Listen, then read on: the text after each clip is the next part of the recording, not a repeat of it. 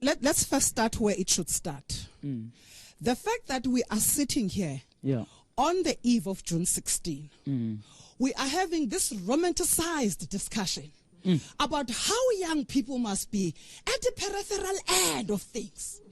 Demonstrate to you, why have we finished 28 years and we are only able to say we must do better?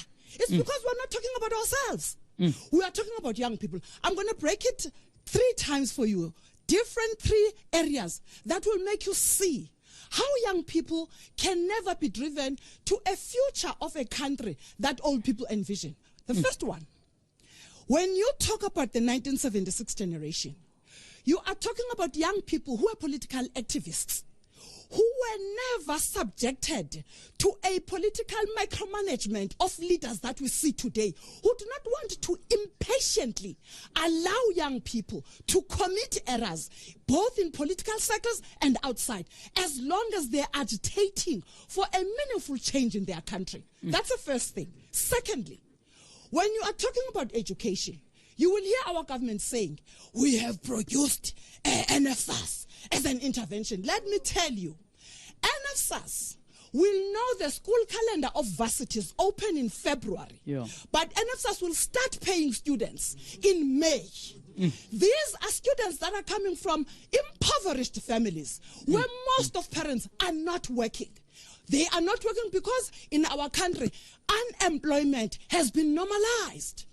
That's the second thing. The third thing, we live in a deliberately orchestrated political decaying leadership because we don't have leaders who want to build a generation of young leaders that would be able to take this country forward.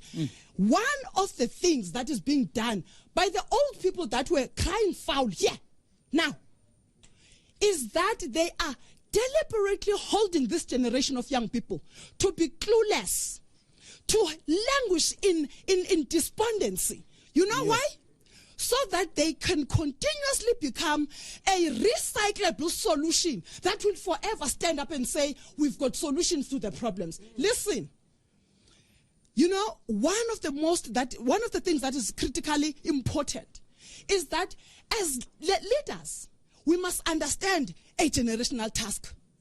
Once we have either failed on it or we have outstandingly performed on it, we must leave the stage. Minister Mtswaledi, speak about mentoring. Yes. Speak about leaders that they held their hand.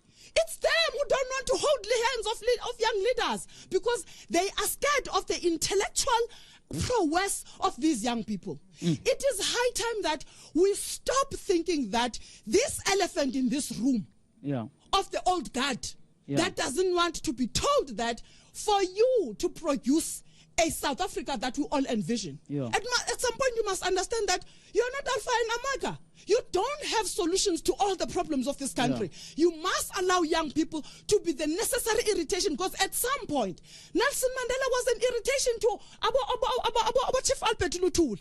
He was constantly being reined in. Hey, when a young man, come here.